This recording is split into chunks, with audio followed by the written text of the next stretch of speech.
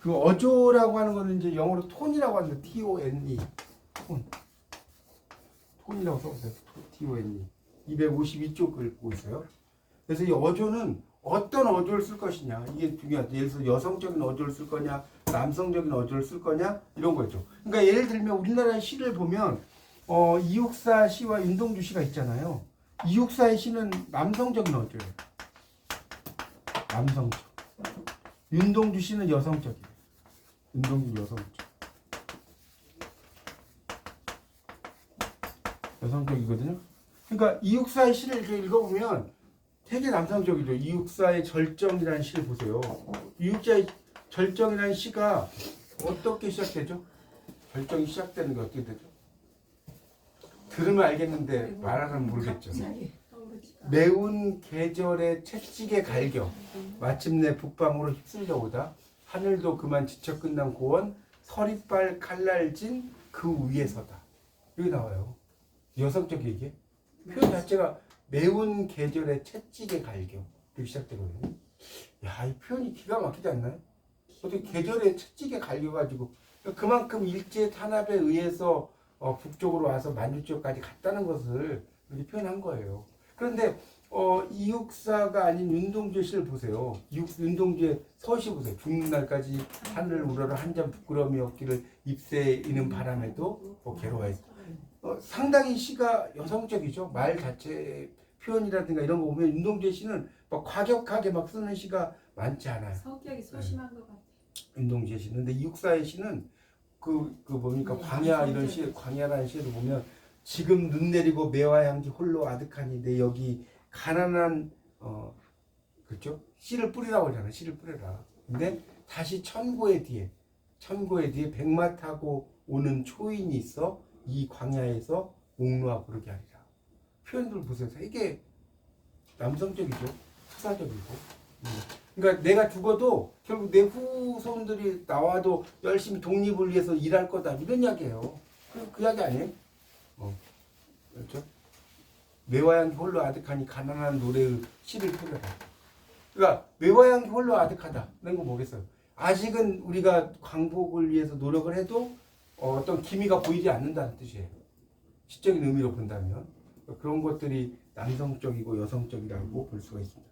또는 뭐 대화체의 시로 또 톤이 될 수 있죠. 여러분 우리나라 최초의 현대 서사시가 뭐죠? 최초의 현대 서사시 이름이 뭐예요? 최남선? 최남선요? 그 신체시죠. 국경의 최남선은 해에게 소년에게는 신체시고 뭐죠? 나 몰라요.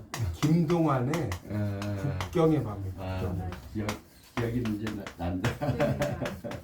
그러니까 듣고 기억이 나면 아는 게 아니에요. 물론 이제 알기는 아는 건데 어설프다니까. 그러니까. 이 김동완의 국경의 밤은 어떻게 돼 있느냐? 무슨 체냐? 대화체 수법으로 되어 있어. 대화체. 또 독백체도 이제 처음에 시작할 때는 독백체로 돼. 여러분 이 김동완의 국경의 밤은 어떻게 돼 있냐면요. 벌목군의 아내의 입장에서 쓴 시예요.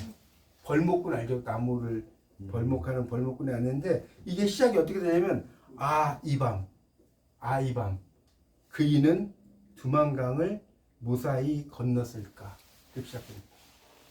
이 밤 그이가 그러니까 이 막 벌목을 하다 보니까 막 순사나 뭐 이런 사람들에 의해서 막 뭡니까 잡혀간단 말이에요. 그러니까 몰래 도망가는 이야기예요.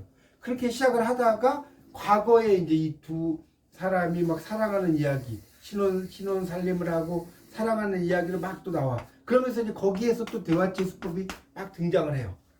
김동완의 국경의 밤 읽어보면 이런 건 한번 읽어보실 만합니다. 최초의 현대 서사시라고 하죠. 최초의 현대 서사시.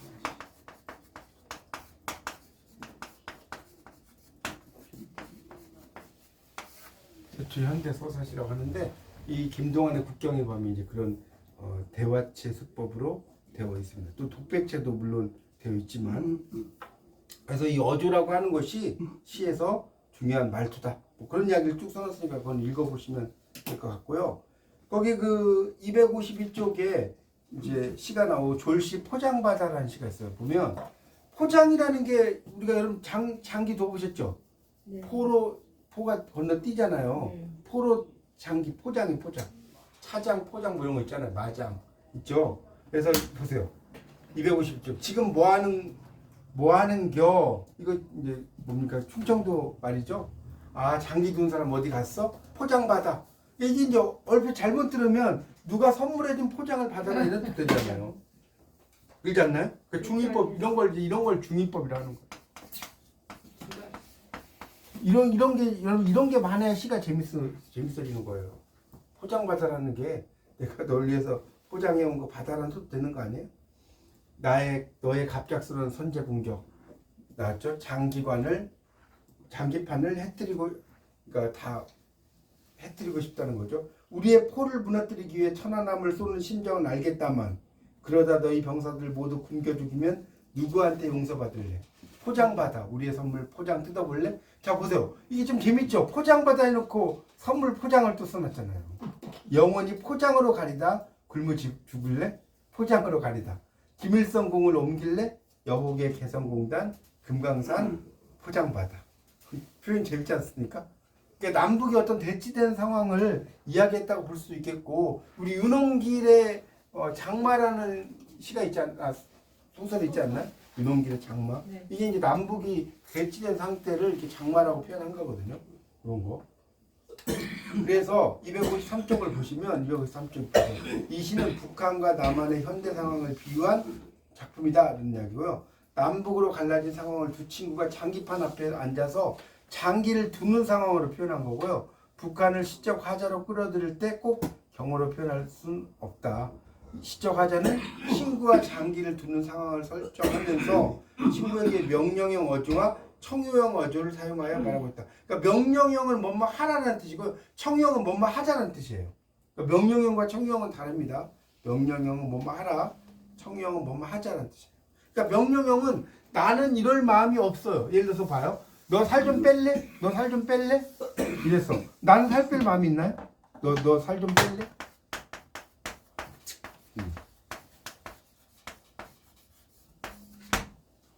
너 밥 먹을래? 근데 자 우리 살 좀 뺄까? 우리 살 좀 빼자. 만약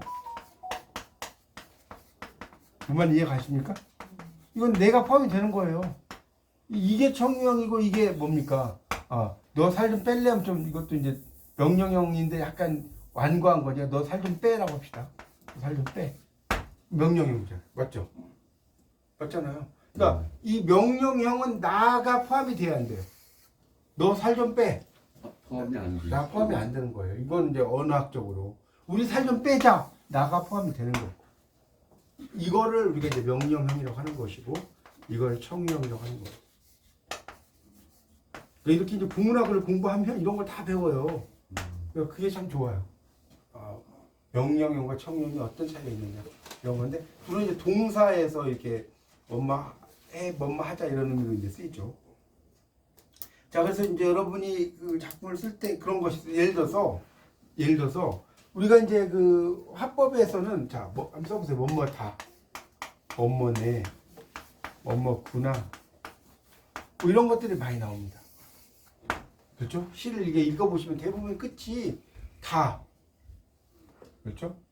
나보이가 역겨워 가실 때는 말없이 보이 보내 들이우리다 이거 아니에요? 영변의 약산 진달래꽃 나름 따다 가실 길에 뿌리우리 다로 끝나잖아요. 이렇게 이제 다로 끝나는 경우는 상당히 많습니다. 물론 이제 다로 안 끝나는 경우도 있겠죠. 그렇죠? 그 갈봄 여름 없이 꽃이 피네. 이때는 내로 끝나잖아요. 그렇지 않나요? 산에 피는 꽃은 저만치 혼자서 피어 있네. 이게 산유화에서는 내로 끝나잖아요. 그렇죠? 그러니까 이게 꼭 뭐 시가 무조건 다로 끝나고 요로 끝나고 하는 것만 있는 건 아니다. 요로 끝날 수도 있고 다로 끝날 수도 있고 내로 끝날 수도 있고 분화로 끝날 수도 있다. 이거는 이제 시의 그런 그 뭡니까 어조가 상황에 따라서 달라진다는 겁니다. 그렇게 이제 볼 수가 있습니다. 그래서 이제 어조의 예가 그 여러분 교재 257쪽을 보십시오.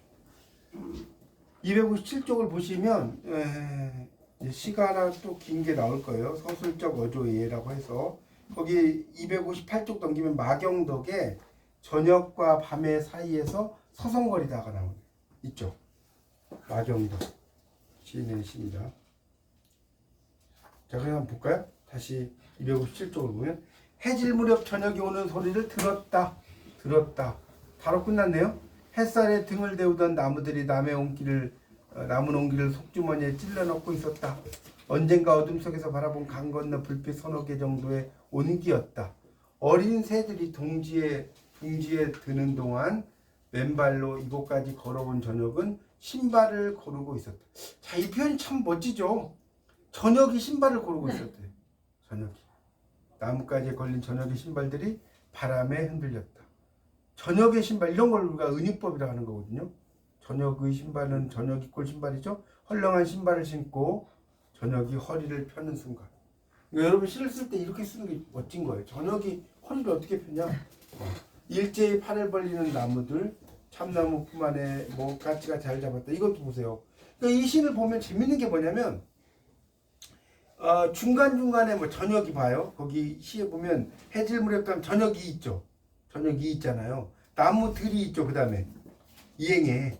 그러니까 이런 그 주격 조사가 중간중간에 들어가요. 또 저녁은이 있고 신발들이가 있어요. 그러니까 중간중간에 주격 조사가 들어가. 이런 걸 여러분 뭐라고 하는지 아세요? 우리가 시에서는 두운과 요운과 가군이라는 게 있어요. 써보세요. 두운, 요운, 가군이 있어. 그래서 두운은 머리가 맞는 거고요. 앞이. 요운은 허리가 맞는 거고요. 가군은 끝이 맞는 거예요. 다리가 맞는 거예요. 두운과 요운과 가군이라는 게 있다. 시에는 두운과 요운과 가군이 있어. 그러니까 중간중간에 뭐뭐은 이런 게 있어. 주격조사가. 그럼 이거 요운이 돼야 안 돼요? 되죠? 네. 그 이야기하는 거예요. 그러니까 여러분 시를 공부할 때 두운하고 가군만 보려고 그래. 요운은 보려고 생각 안 해요. 근데 중간에도 봐야 돼.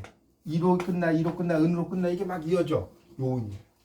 그 요운이 되는 겁니다. 그러니까 두운과 요운과 가군이 있다는 걸 여러분이 알아주시면 좋겠고요. 그 다음에 이제 밑에 보면 해가 뚝 떨어지고 숲은 서둘러 문을 닫았다. 순식간에 시야가 어두워졌다. 저녁과 밤이 이어지는 그 사이를 서성거리며 난생 처음 어둠의 몸을 만져보았다. 이거 보세요. 어둠의 몸을 만졌대요. 표현 멋지지 않나요? 자꾸 발을 거는 어둠에게 수화로 마음을 건네도 사람의 말을 알아듣지 못했다. 더듬더듬 길을 찾는 동안 자정의 밤은 산꼭대기까지 차올랐다. 그 다음에 뻘밭에 빠져 달려드는 바다를 바라보던 망해난 그때처럼 일시에 몰려든 어둠으로 숲은 만주었다. 썰물의 때를 기다려야 한다. 어제와 오늘 이어붙이려면 시간이 필요하다. 나무들도 한줌 체온을 껴안고 아침을 기다리고 있었다. 모든 외출이 신발을 신는 것으로 완성되듯이 신발끈을 조이며 어둠이 빠지기를 기다렸다. 수척한 밤이 몇 번이나 나를 들여다보고 지나갔다. 어둠의 이마를 본 것은 그때가 처음이었다. 참 잘 쓰지 않았나요? 어둠의 이마를 본 것은 그때가 처음이었다. 이 시를 쓴 그 마경덕 시인은 나이가 꽤나 되신 할머니이신데요. 이분은 실제로 대학을 안 나오셨대요. 대학을 안 나오셨는데 이렇게 쓸 정도면 얼마나 시집을 많이 읽었겠어요. 한번 생각해 보세요. 일반적으로 이게 이 정도를 쓰려면 대학원을 국문학과를 나와도 이렇게 쓰기가 쉽지 않거든요. 표현 자체가. 지금 특히 257쪽에 보시면 저녁은 신발을 고르고 있었다라든가 있죠.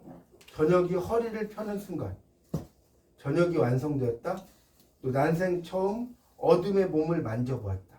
뭐 이런 말들이 있어요. 그런 말들이 있는데 그런 것들이 상당히 시에 의미가 있는 작품이 아닌가 싶습니다. 그래서 그런 어조가 이제 이거 말고도 이제 여러 가지가 있는데 지금 서술적 어조의 예까지 제가 설명을 드렸어요. 서술적 어조라는 것이 어떤 것이다 예를 들었고요.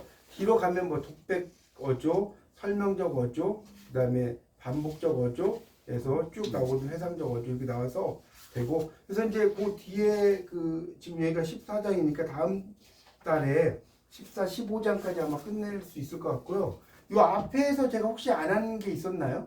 이 앞에서 그 안 한 게 있는지는 책이 없어서 자꾸 잘 모르시고 어쨌든 다음 달에 제가 뭡니까 이 책을 좀 하면서 복습하세요 나중에. 예, 그러니까 이 책을 다음 달에 이제 마무리를 하고 제가 이제 시집을 하나 이제 이번 냈는데 그거를 가지고 좀 이제 시집을 갖고 이제 설명을 좀 드리려고 그래요. 이제 여기까지도 이론들이잖아요. 이론들이고 이제 다음 달엔 요거를 끝내면서 제 시집을 좀 이제 강의용으로 좀 쓰려고 그래요. 그래서 그걸 가지고 이런 것들 이제 그 시집을 보시면 뭐 상상심상법, 뭐 인칭은유심상법 뭐 다 나왔어요. 이제 보시면 그런 것들을 가지고 제가 이제 좀 강의를 좀 하려고 해요. 그러니까 이 강의라는 게 특히 시강의가 참 하기가 어려워요. 이게 왜냐면 이론적인 것도 좀 설명을 해야 되고 그걸 가지고 이제 어떤 시를 가지고 또 설명을 해야 되고 이런 것들이기 때문에 좀 쉽지는 않지만 요걸 하여튼 해서 다음 주에 끝내고 이제 그 시집을 가지고 또 설명을 좀 하고 뭐 이게 이제 끝나고 다음에 또 제가 강의를 하면 또 다른 그런 그 책들이 많아요. 시와 관련된 이런 책들이 많아서 그거는 이제 그때 알려드리도록 하겠습니다. 여기까지 일단 뭐 좀 한 말씀씩 하시고 마무리를 하죠. 자, 뭐 한 말씀 하시죠. 오늘 배우신 거에 대해서 소감. 한 말씀 하시죠. 네, 좋았습니다. 뭐 궁금한 네, 거나. 시작이라는 것이 네. 우리가 나누어서 무슨 법이다, 뭐 무슨 비유다, 뭐 이렇게 얘기를 하지만 우리가 여기 뇌에서 찾아낼 수 있는 모든 언어의 그 기능들을 사용을 할 수 있는 무궁무진한 네. 시의 세계다. 네. 그렇죠. 시라는 건 뭐 이제 이건 이론적인 거고 제가 말씀드렸지만 이론하고 또 실제는 약간 다르니까 이론을 그래도 기본적인 이론적인 걸 알아야지 시를 쓰기에는 훨씬 더 유리하거든요. 되셨나요? 네.